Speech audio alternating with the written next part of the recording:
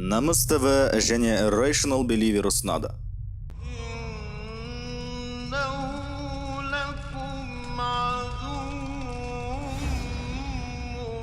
Шайтанның армиясы бөлімдерінен. Музыка индустриясы. ومن الناس من يشتري لهو الحديث ليضل عن سبيل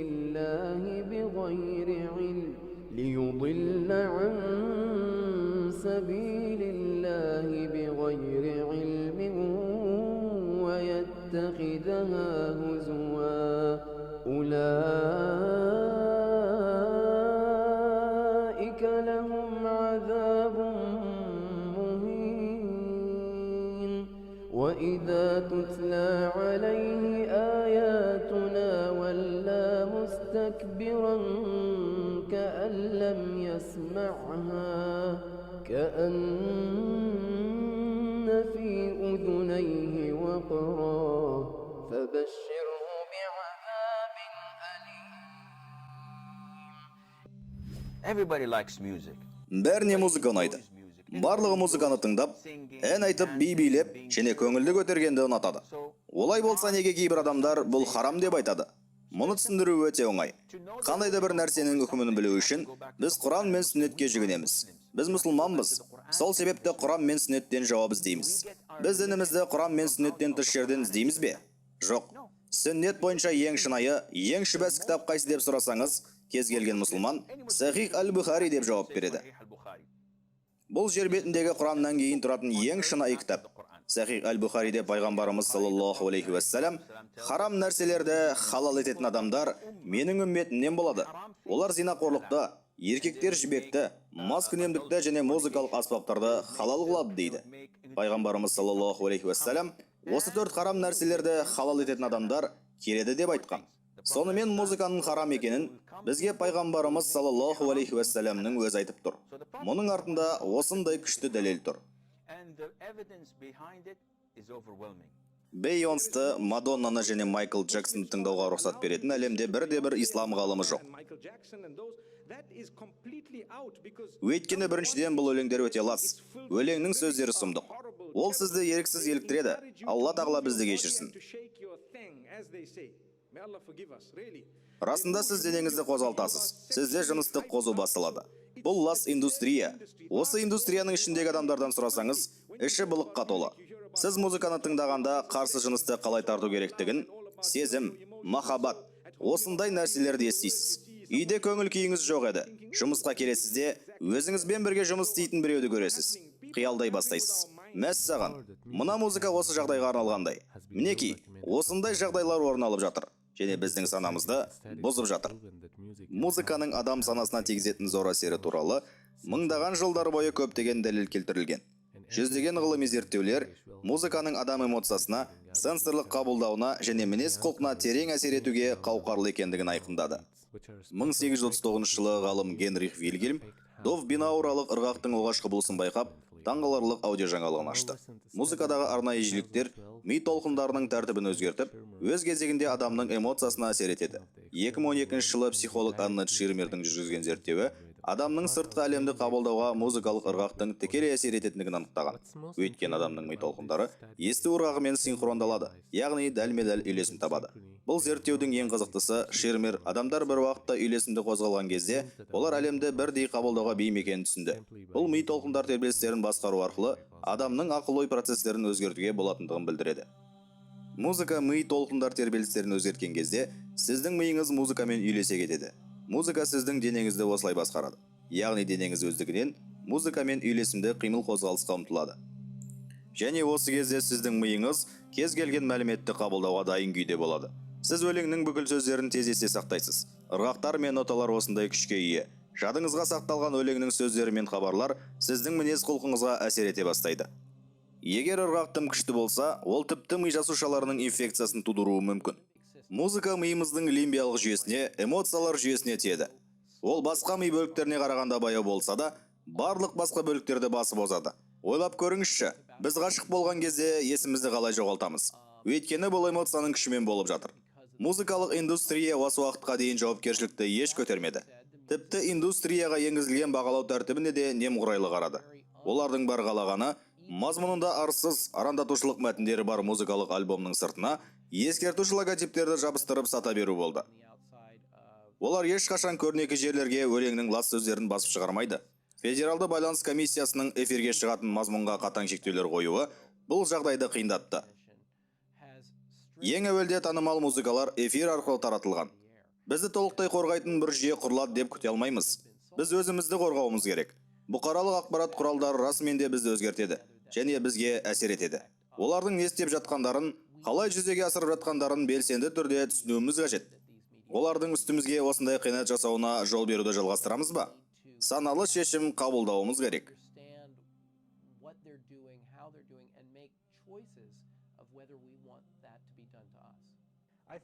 Менің ойымша қазіргі музыка моральдық сезімді жоғалтудың ең оңай құралы. Бүгінгі музыка бұл аудиопорнография. Дәл солай.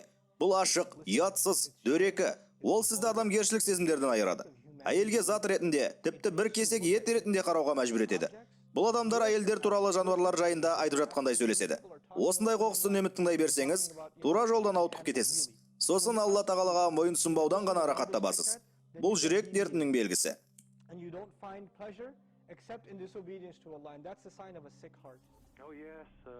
Иә, музыка бұл техниканы қолданатын мүлде өзгеше сала. Танымал музыка, барлық танымал мәдени фильмдер, теледидар, олар хабарларды жеткізеді. Және бұл жай ойын-сауық емес. Ойын-сауық бекер емес. Ол көретін немесе тыңдайтын адамдар үшін дүние танымын өзгертетін идеологиялық мазмұнға ие. Бұл нәрселердің зияны жоқ деп ойлаймыз. Бұл ең маңызды насихаттау жүйесі. Өйткені ол адамдарға бейсаналы түрде әсер етеді.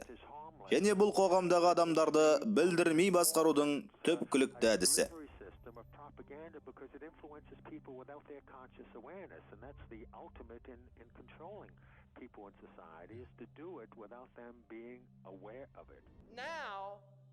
Қазір сіз тіпті әндерді тыңдай алмайсыз.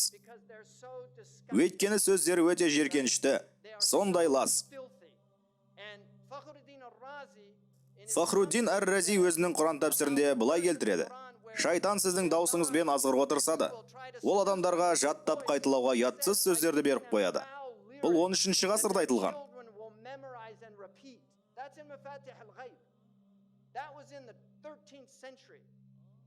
Енді бүгінгі таңда біз не істеп жатырмыз? Бұл шайтанның кезекті қадамы.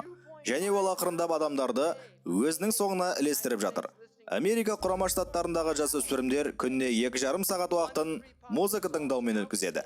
2,5 сағат. Танымал әндердің 3-тен бірі сөздерінде арандатушылық мәтіні бар деп тіркелген. Жасөспірімдер мұндай мәтіндерді әндерден 1 сағатта 35 рет кездестіреді деп тіркелді. Олар күніне 2,5 сағат тыңдаса, сағатына 35 рет, нәтижесінде күніне 84 рет, аптасына 595 рет жасөспірімдер ішімдік, есірткі сияқты сөздерді әндерден ести береді. Жылына 30.700 рет. Бұл шайтанның кезекті қадамы. Ішімдік, есірткі сияқты сөздердің әндерде кездесуі, поп әндерінде 9%, рок 14%, R&B хип-хоп 20%, кантри 36%, рэп 77%. Ал біздің балаларымыздың бәрі рэп тыңдап жүр.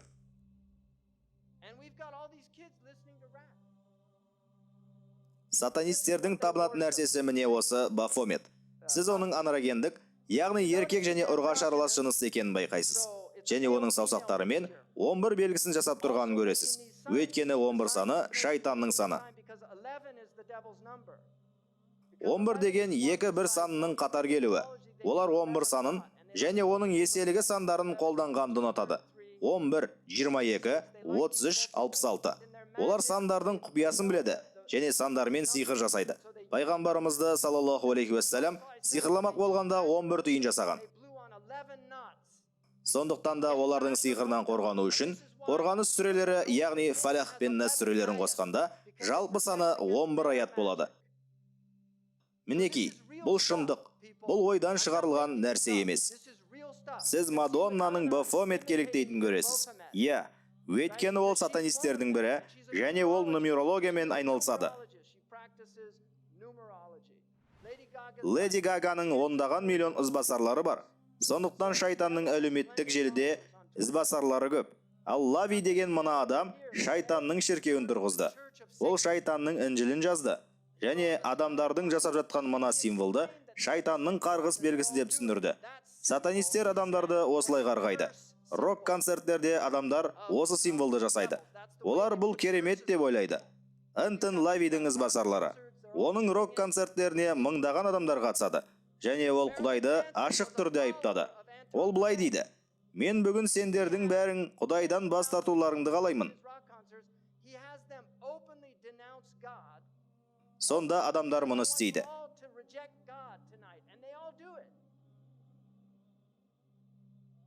Әй адамдар, бұл шындығында болған нәрселер. Ол шайтанға әбден берілген, және ол сатанист шіркеуінің қызметкері болған. Олар музыканы пайдаланды, өйткені музыка фитна. Ол сізді қызықтырады, сізді өзіне тартады. Нәпсіңізге өте ұнамды. Ал бұл мүйізді шаштары бар Майли Сайрис. Миллиондаған американдық кішкентай балалар Майлидің ізбасары. Оның істеп жүрген нәрсесін қараңыз. Ол мұндай қылықты қайдан алды? Кали, дәстүрлі хинду дініндегі күйрету шайтаны, және ол жас балалардың пәктігін бұзушы, күйреуші болып саналады. Майли енді Калидің ізбасарына айналды. Және Кали секілді тілін көрсетуді тоқтатпады.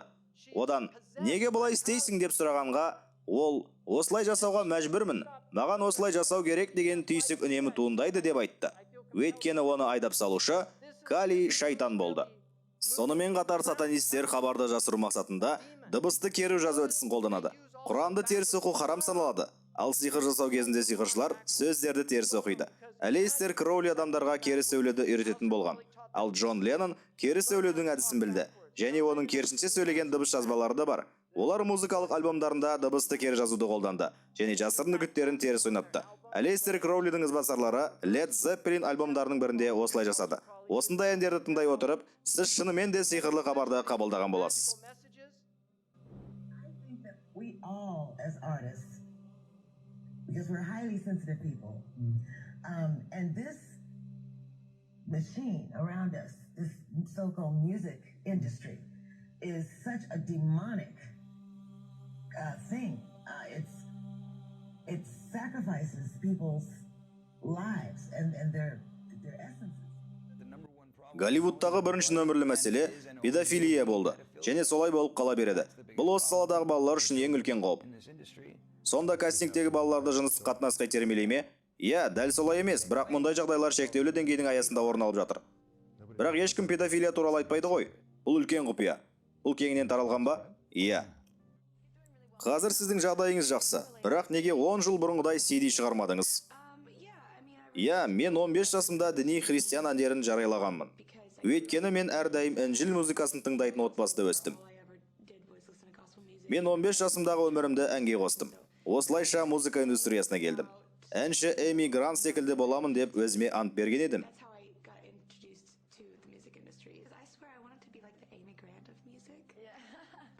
Бірақ олай болмады. Сондықтан жанымды сайтанға сатып жібердім.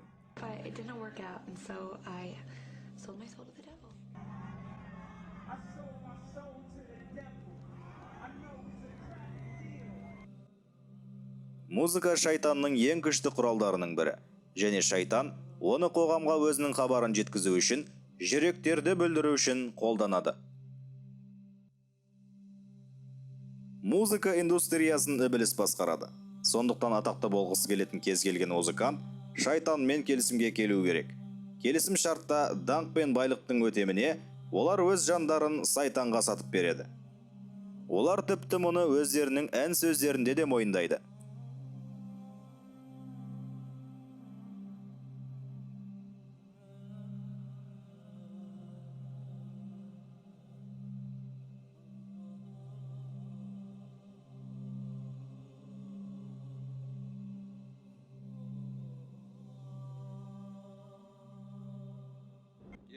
Иә, мен иллюминанттарға сенемін. Сіз жете алатын белгілі бір деңгей бар. Егер сіз сол деңгейге сәйкес мағлұматтарды білмесеңіз, онда сіз ары қарай жылжи алмайсыз. Менің не айтып тұрғанымды түсінесіз бе? Бір есік болады. Ол есікті ашып ішке кірер болсаңыз, ешқашан кері қайта алмайсыз. there's a door that you have to walk through. And it's on you to walk through that door. And once you walk through that door, it's no coming. Егер сіз түпкі мақсатым танымал болу десеңіз, онда соған жету үшін бар күш-жігеріңізді саласыз. Мысалы, шайтанмен келісімге келіп, есіміңізді қанмен жазасыз. Бұл бір бағыттағы жол сияқты. Басқа ешқайда бара алмайсыз. Рас айтамын, мен көптеген адамдарды көрдім. Олардың құндылықтары тек атақ қана. Расында да бұл түкке де тұрмайды. I swear to Lucifer. I swear to Lucifer.